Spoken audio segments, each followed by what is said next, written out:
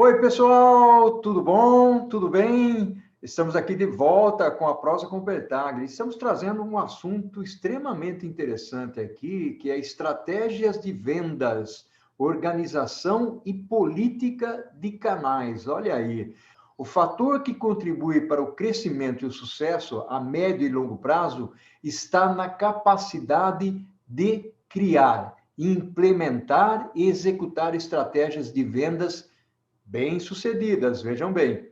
Mas as principais estratégias de vendas não acontecem apenas da noite para o dia. É importante dizer isso e é importante nós frisarmos, fazermos esse tipo de contextualização, porque a maioria advém de um resultado e de um planejamento a longo prazo e muita dedicação para que uma quantidade significativa de empresas possam obter o sucesso e muitas vezes trabalhando sobre tentativas e erros. E, ademais, tudo isso temperado com um conhecimento fundamental das complexidades, inovações e as fortes transformações do mercado. Por incrível que possa parecer, estudos comprovam que a boa parte das empresas operam com estratégias muito pobres para conseguir crescer as suas vendas. Mas eu gostaria de trazer aqui uma pessoa, um professor, que também é um profissional na área de marketing, para refletir conosco sobre esse assunto. Eu vou trazer aqui o meu amigo Renato Grillo, que leciona no Senac, no MBA de Gestão Estratégica de Negócios e na cadeira de vendas. Oi, Renato! Que bacana, meu amigo. Muito legal a sua presença aqui na Prosa com o Bertaglia. Você que também mora aqui em Itatiba, né? Por incrível que pareça, a gente veio se conhecer, né, na nossa cidade, por indicação do querido Décio Camargo, lá, o coordenador lá do curso do Senac, do MBA. Seja bem-vindo aqui, ô Renato. Olá, professor. É um prazer aqui, uma honra fazer essa prosa com você e falar um pouquinho desse tema que a gente gosta tanto e vivencia na nossa vida profissional e acadêmica, e falar um pouquinho de vendas.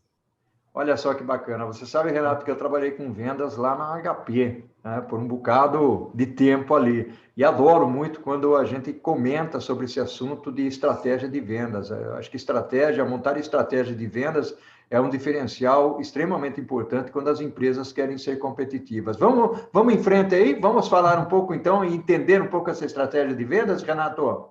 Vamos lá, vamos sim. Professor, a minha escola de vendas, ela veio da IBM, né? Então, eu falo que a minha maior pós-graduação em projetos de comercialização e marketing veio de atuar com a política de canais, né? De abertura, desenvolvimento e política de canais com a IBM, dentro dos parceiros de negócios dela. E a evolução que o departamento comercial, que as equipes comerciais tiveram nessa última década é impressionante, e a gente vem numa espiral de conhecimento gigantesco dentro da área comercial e que faz com que essa transformação seja tão importante e tão fundamental para que as empresas saiam dessas políticas arcaicas dos departamentos comerciais e possam se aprimorar e estar preparado para esse momento que a gente vive atualmente. Que legal, que bacana, Renato. Olhando aí pela perspectiva de entender um pouco essa estratégia de vendas, a gente sabe, eu falei ali na abertura, da importância que é as empresas entenderem o mercado, montarem estratégias para poder chegar e atingir essas pessoas, esses consumidores e clientes. Eu gostaria de explorar um pouquinho, o Renato, principalmente a perspectiva de alinhamento da estratégia com o negócio, porque às vezes pode parecer que isso é básico, né? Mas mesmo esse básico, muitas empresas acabam não fazendo. Vamos conversar um pouquinho sobre isso, Renato? Não, vamos sim, professor. A genialidade, ela está nas coisas simples e no óbvio, né? E a venda, ela é um processo. Então, muitas vezes, as empresas deixam para se preocupar com a venda lá no final da cadeia, quando já está tudo pronto, quando a empresa já está estruturada e ela não condiciona, né, as vendas junto à estratégia, né? Atualmente, então, dentro do marketing, a gente atua muito com business intelligence, né, com inteligência de mercado, E aí o processo de venda alinhado à estratégia é um dos pilares do marketing, né? E no auxílio que a gente traz dentro dessa nossa disciplina para os projetos comerciais. Então, o primeiro passo de tudo é que vamos colocar que a estratégia de uma empresa é como se fosse um GPS, né? Então, você tem o Waze seu lá e a gente precisa colocar esse Waze na nossa empresa. Os empresários ou as organizações, elas sabem onde elas querem chegar, né? Então, você coloca lá o destino de onde você quer chegar daqui 5, 10 anos, né? O trabalho estratégico é você conseguir traçar o melhor caminho para você conseguir chegar nesse objetivo. E aí a estratégia de venda alinhada com a estratégia do negócio é fundamental, porque se a gente simplesmente executa a nossa rotina diária sem se preocupar com o desenvolvimento estratégico, com o caminho que o mercado tá levando o nosso negócio, às vezes quando a gente parar e levantar a cabeça para olhar o nosso ponto de chegada lá, a gente vai ver que a gente se desviou completamente do objetivo ali, e aí a gente não vai atingir nossas metas e a empresa não vai ser rentável, que é o objetivo de toda corporação, independente do nível, do tamanho, né, ou da estruturação dela. E aprimorar ou executar a estratégia de negócio é um dos pontos mais complicados que se existe. Fazer um planejamento não é difícil, ele pode ser complexo, mas ele não é difícil. Agora, você conseguir aplicar aquele planejamento, aí sim demanda de profissionais com habilidades e competências que possam auxiliar a empresa a não se desviar do foco e seguir no caminho do sucesso para buscar o resultado através dessa estratégia. Muito legal. Aliás, quando você falou aí que o simples planejar, logicamente, ele tem as suas características e os seus desafios, eu costumo dizer o seguinte, que o planejar você faz lá no PowerPoint e no planejamento você faz água subir escada, né, se for o caso. O importante realmente é isso que você está falando, ou seja, é importante o planejamento? Logicamente, ele é importante porque ele te dá um norte, né? Qual é a jornada que você vai seguir. Mas mais importante ainda é o quanto você executa, principalmente alinhado ao negócio. E você sabe, o Renato, aqui, muito bacana essa sua introdução, exatamente porque os alunos lá do Senac, que estudam contigo, fazem o curso lá de gestão de negócios, logicamente vão ter uma visão bastante interessante em relação a vendas dentro dessa perspectiva que você está colocando. Uma outra questão que eu queria que você explorasse comigo aqui, o Renato, é a parte, muitas vezes, da proposição de valor, ou seja, você como empresa, né, ter os seus produtos e os seus serviços, mas muitas vezes não ter o conhecimento adequado de como levar esse produto ou serviço para o mercado, tendo uma proposição, ou seja, qual é o produto, qual a vantagem que ele traz, quais são os benefícios que ele traz para o consumidor e para o cliente, e a exploração do nicho de mercado, porque tem um ponto aí, e você sabe muito bem, até porque você trabalha com marketing também, marketing e vendas, muitas vezes nós temos um bom produto, mas nós equivocamos na hora de nichar, né? Essa expressão, na hora de nichar o produto, ou seja, o produto é bom, mas eu endereço esse produto para um mercado totalmente diferente que não vai consumir o produto. O que você tem a comentar sobre isso, Renato? Nossa, professor, você citou vários pontos aí fundamentais aí para todo mundo que vai empreender ou está buscando aí se desenvolver dentro dos negócios, né? Eu costumo dizer que se você analisar todas as pesquisas aí de mercado, elas mostram que a sobrevida das empresas, principalmente nos 2 primeiros anos de vida, é muito baixo, né? A gente tem uma taxa altíssima de empresas que não sobrevivem aos 2 primeiros anos, e as que sobrevivem aos 2 primeiros anos, grande parte não existe aos 5 primeiros anos, né? Por que isso acontece, né? Nós temos aí, então, engenheiros que montam uma construtora, né? A gente tem publicitário que monta uma agência de propaganda. Então, nós temos profissionais excelentes dentro da área técnica deles, mas que não são empresários e não conhecem as disciplinas de gestão. Eles não trabalham administração de empresas. E aí, pelo talento profissional da área técnica e pelo espírito empreendedor, eles entram nessa aventura e, infelizmente, por não ter esses conhecimentos técnicos, essas habilidades de gestão, acabam aí trocando o pé pelas mãos aí no caminho do negócio e ele acaba não se sustentando, né?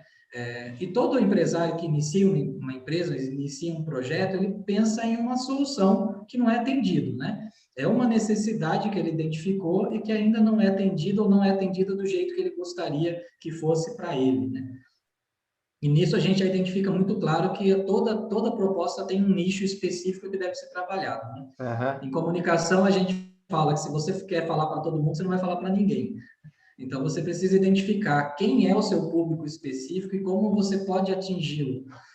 Antigamente, há 20, 25 anos atrás, quando eu me formei na graduação em Publicidade e Propaganda, era muito fácil você encontrar um público, né? Você tinha uma grande rede de televisão, que pegava quase 70% da população, você tinha 2 jornais, 2 revistas, era isso. Né? Se era numa região específica, era o jornal daquela localidade ou o jornal principal do país, um outdoor, você já pegou a turma, né? Era muito mais simples do que hoje, a complexidade que é hoje. Até o estudo desse nicho hoje é diferente. A gente faz o que a gente chama de personas. Então, a gente cria personagens caracterizados, né, característicos, para que a gente possa encontrá-los dentro das redes sociais ou das mídias e conseguir fazer com que esse discurso chegue até ele. E aí é fundamental você ter bem definido qual é o seu nicho, que necessidade você resolve dele, né? E como você deve se comunicar com ele para que ele queira te escutar frente a toda esse ruído e volume de comunicação que a gente tem no dia de hoje, né? Um primeiro dos grandes passos é a gente identificar o nosso nicho prioritário, lá quem que a gente vai atacar primeiro. Isso é fundamental numa estratégia de vendas, né? Olha que fantástico. Você usou uma expressão aí muito bacana, ela não é tão antiga assim, né? Que é persona, né? Ou seja, nós estamos falando de mercado, estamos falando de nicho, dentro do nicho nós vamos chegar na persona, né? Ou seja, hoje em dia nós temos que saber exatamente qual é a penetração do nosso produto, né? Ou seja, não só conhecer realmente quais são os benefícios do produto, que é a famosa proposição de valor, mas quem é que vai comprar aquele produto. E hoje, e você foi fantástico, aí quando você falou, tá bom, como é que eu exploro, né, o mercado? Porque hoje você tem internet, né, e o smartphone chegou aí, então você tem Instagram, tem Facebook, tem LinkedIn, tem uma série, lógico que eu estou citando apenas alguns aqui, mas tem uma série de canais com que você pode se comunicar com as pessoas. Hoje você tem um mundo onde você tem o vegano, o vegetariano, né? Ou seja, aquele que gosta de carne. Seja, há uma variedade muito grande, só para citar um exemplo aí, no segmento de alimentos. Né? E você mencionou também, o Renato, muito bacana isso, olha, os seus alunos lá do Senac vão ficar muito felizes aí com essa exploração, né? Que você vai trazer para eles nas aulas. Você falou já um pouco da execução da estratégia. Eu queria rapidinho falar um pouco do monitoramento dessa execução e dessa estratégia. Como é que você enxerga isso, Renato? Então, hoje, professor, nós temos muitas ferramentas que nos auxiliam nesse monitoramento, né? Se a gente vai falar da área digital, os grandes suportes das grandes ferramentas, dos maiores players de tecnologia, eles já têm as ferramentas de acompanhamento para você identificar se o que você está fazendo está dando certo ou não, ou onde pode estar o seu público, né? E quando a gente constrói uma persona, isso é fundamental, né? Vamos pensar que nós temos uma loja de calçados, de tênis, né? Quem que compra tênis hoje em dia? Né? Então, não é uma persona só que eu vou trabalhar várias. Então, eu tenho a senhora que faz caminhada no final da tarde com as amigas, ela preza pelo conforto, ela preza por uma marca com uma durabilidade maior, que não precisa, né, ter um desempenho muito grande. Eu tenho personal, que é o cara que vai influenciar os outros, os alunos dele, a fazer uma aquisição de um produto, ele usa marcas que tenham um valor agregado de percepção de marca maior, para ele estar ali na vanguarda da utilização desses produtos. Eu tenho aquele corredor amador que precisa de desempenho e usa muito volume, que faz as corridas de 5K deles lá de final de semana.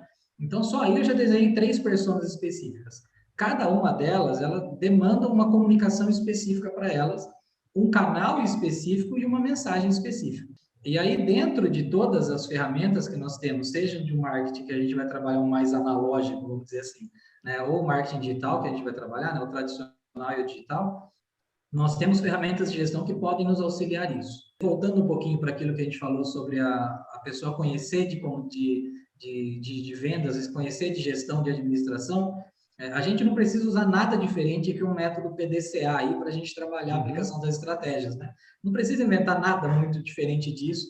que funciona muito bem, a gente precisa só conseguir aplicar. Então, a gente precisa planejar sempre, né, desenvolver o que a gente precisa fazer, né, vai trabalhar esse desenvolvimento para aplicar.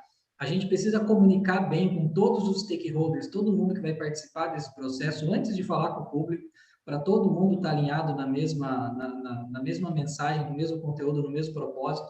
Então, desde lá, a gente fala, desde da senhorinha do café, né, até o CEO da empresa, eles têm que estar no mesmo posicionamento e sabendo das estratégias do mesmo jeito, né? Depois que a gente começa a executar a estratégia, o ponto-chave para isso é o acompanhamento. Tá. Então, dentro de vendas, nós temos as rotinas semanais de vendas, né? Então, isso deve ser feito constantemente. Eu vou focar mais na parte de vendas e não tão forte na gestão da empresa. Então, os gestores de venda, eles precisam fazer o que a gente chama de stand-up meeting na segunda-feira de manhã, que é aquela reuniãozinha em pé de 10 minutinhos em volta do café ali, quando vai começar a semana de trabalho, né? Colocando quais são os objetivos daquela semana, as prioridades, né? O que funcionou da semana passada e o que não funcionou, que a gente precisa adequar ou melhorar, e fazer esse acompanhamento semanal, fechando uma reunião de resultado com a própria equipe semanalmente lá, para verificar os atingimentos de meta, tudo, e quais das soluções funcionaram melhor dentro de todos os membros de uma equipe de vendas, né? Porque nós temos pessoas que fazem trabalhos diferentes, ou abordam os consumidores de forma diferente, ou abordam a comunicação de uma maneira diferente, e essas estratégias de negociação e fechamento devem ser aprimoradas e discutidas entre o grupo para a gente sempre ter evolução das melhores práticas, né? Então, implementar essa estratégia, né, ela vai ter sucesso desde o momento que você monitore corretamente e crie uma cadência de gestão para você acompanhar esses resultados, né?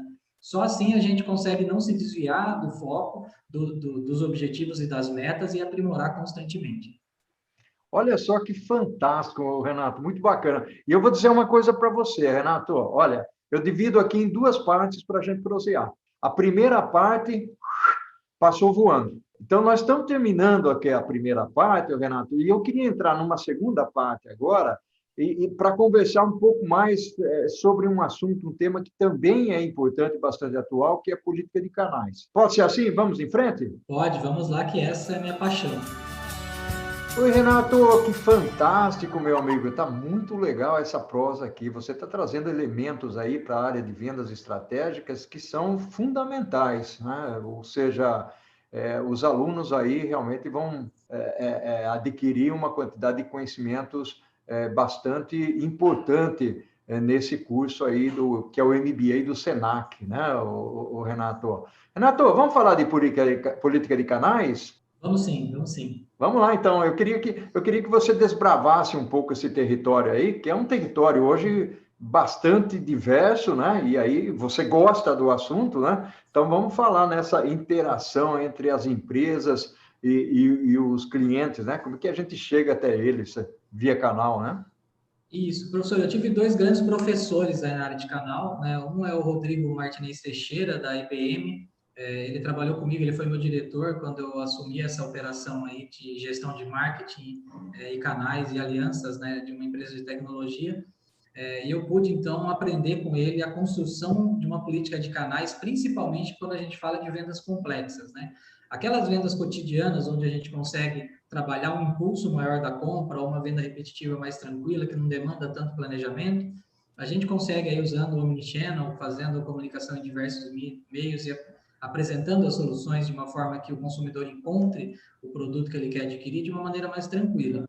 Quando a gente trabalha quando a gente é um fabricante, por exemplo, né, a gente é um desenvolvedor e nós temos uma solução própria, nós temos a nossa capacidade, o nosso core de negócio, né, a nossa especialidade é desenvolver e produzir. Necessariamente não é comercializar para a ponta, né?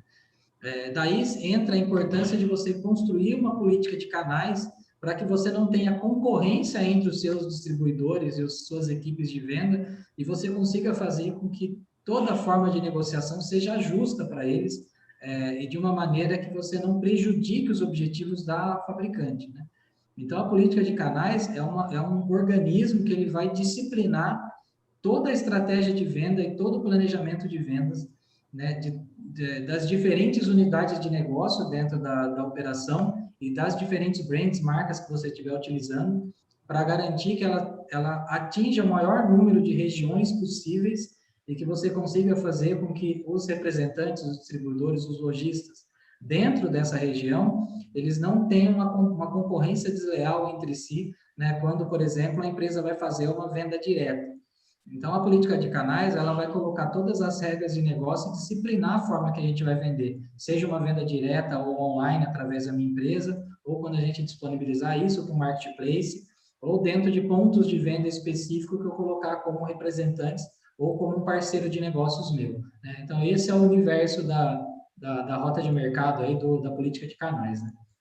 Olha só que bacana. Eu queria explorar um pouco esse lado, apesar de que você trouxe alguns exemplos aí, mas eu acredito que as pessoas que estejam nos acompanhando aqui, elas estão perguntando, tá bom, mas ele definiu o canal, ele falou de canal, mas o que é um canal, né? Mas trazendo exemplos, né? Você falou do online, você falou de distribuição, ou seja, traz aí uns 3 ou 4 exemplos de canais que podem ser explorados. Eu não sei se tem condições, mas, por exemplo, tá bom, eu trabalho com produto de alimentos. Vamos pegar um exemplo, né? Alimentos. Quais canais eu poderia explorar, o Renato? Quais são os exemplos de canais que eventualmente poderiam ser explorados? Então, vamos colocar um exemplo bem simples. Vamos fazer que eu tenho, então, uma marca de algum tipo de alimentos, né? E eu vou dissolver esse produto dentro do mercado. Então, eu estipulo quais tipos de negócio eu vou ofertar esse alimento. Então, eu tenho lá o meu frango aqui, que a gente produz, eu vou disponibilizar esse frango. Eu posso ter uma unidade de negócio que vai fazer uma venda para empresas e uma unidade de negócio que vai fazer venda para pessoas físicas, né? Então, quem que vai comprar, que empresas vão comprar o meu produto? Então, vão comprar supermercados, restaurantes, pizzarias, né, pequenos varejos, vão comprar o meu produto para revender. Mas eu vou colocar esse produto também numa plataforma de venda minha direta, como um iFood da vida. Então, uma ferramenta aí de consumo direto, um iFood, né? Se eu pratico a mesma política de preço do consumidor final para as redes de varejo, eu vou estar fazendo uma concorrência desleal com eles, né? Porque a minha rede de varejo, ela vai ter que colocar uma margem em cima desse produto. Então, se eu vendo o meu produto para essa rede de varejo a R$10, eu não posso ofertar esse produto no meu canal direto a R$10 também. Uhum. Eu preciso enxergar a política de mercado que as redes varejos utilizam, né, os custos de armazenamento, de força de venda, de manutenção, né, de processamento ou manipulação do produto lá, e ele vai vender esse produto por R$13,50. Então, se eu for montar um canal de venda direto, eu preciso vender esse meu produto por um preço compatível com o que o meu representante vai vender também, para que a gente não tenha uma concorrência desleal entre si. Então, eu pratico uma política de vendas ou uma equipe específica para trabalhar o meu produto para restaurantes. Eu pego uma política de venda específica para trabalhar o meu produto para pequeno varejo.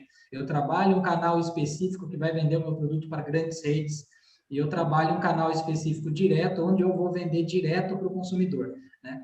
A construção da política de canal, ela varia muito de acordo com o negócio, né? Então, se eu tenho uma empresa de tecnologia, eu posso falar que, olha, eu abro a minha solução para comercialização, né, para empresas do Brasil inteiro, e aí cada representante vai ter direito a um território. Então, eu coloco um representante do estado de São Paulo, um representante do estado do Paraná, né? Mas as vendas voltadas para governo, que vão demandar de licitação, eu só faço ela direta. Então, os meus representantes, eles podem vender para todas as empresas privadas, mas as vendas públicas vão ser através do meu departamento interno, para a gente ter uma política de compliance melhor que não possa prejudicar o negócio, a marca, né? Então, na política de canais, a gente cria essas regras de acordo com o meu negócio. Então, cada tipo de negócio, de vendas complexas ou não, ele precisa desenhar essa rota de mercado, né? Por onde podem vir os meus clientes, por onde vão vir os meus representantes, distribuidores, o meu trade, e como eu devo fazer uma política para garantir que essa relação seja justa e boa para todos os stakeholders aí envolvidos no processo. Bacana, bacana. E aqui, enquanto você está falando, começa a circular aqui pela minha cabeça, né, algumas ideias. E um dos pontos que eu queria trazer, até porque hoje, né, no mundo tecnológico e em transformação que nós vivemos, uma das formas que as pessoas possuem para poder comprar é via internet, né? Ou seja, o comércio eletrônico, principalmente nesse período aqui de crise, ele aumentou bastante, né? E é uma característica bastante importante quando a gente percebe, por exemplo, que quando você vai comprar na loja física, você tem um preço e lá no comércio eletrônico você tem um outro preço. Às vezes você negociando com o gerente acaba, né, lá na loja física pagando o mesmo preço. Mas tem muita gente, né, eu inclusive faço isso, é que como consumidor ou como cliente, eu visito a loja, né, eu transformo a loja num showroom e depois acabo comprando lá na internet, porque na internet é mais barato. Quer desbravar um pouco esse ponto para a gente? Qual que é a sua visão, qual que é a sua perspectiva sobre isso, Renato? Professor, essa é uma prática que já caminhou por lados diferentes nos últimos anos, né? Essa migração já foi de um lado para o outro e já aconteceu isso de migrar para a loja física, para a loja eletrônica e utilizar a loja física como um showroom, né, dependendo dos produtos. O que a gente precisa ter em mente é que a geração de consumidores que vem crescendo, ela é completamente diferente da nossa, né? Quando eu estava iniciando na área de vendas, era inadmissível você falar em comprar um tênis pela internet. Você comprava pela internet CD e DVD, né? Uhum. Que era um produto que você não tinha muito o que escolher, né? Ou de variações dentro daquele que você queria, né? Se você queria uma determinada banda, ela ia ser aquele CD em qualquer lugar que você fosse, sem personalização nenhuma, né? Então, a minha geração lá no início, a gente era inadmissível pensar em entregar qualquer outra coisa, né? Aí, lógico, com a evolução que nós tivemos, tanto da logística como da tecnologia, ou a logística reversa e as ferramentas que começaram a permitir uma comercialização mais ampla, ainda mais com o poder de compra dessa geração mais nova entrando mais no negócio, começou a fazer com que essa balança se pendesse mais para o meio digital, né? E esse comportamento de você experimentar um produto, né, dentro de um showroom ou de alguma loja conceito e depois de fazer a negociação online, porque você tem uma capacidade de pesquisa muito maior, né? Seja do tempo de entrega, né, do custo da entrega ou da oferta disponível que tem ali.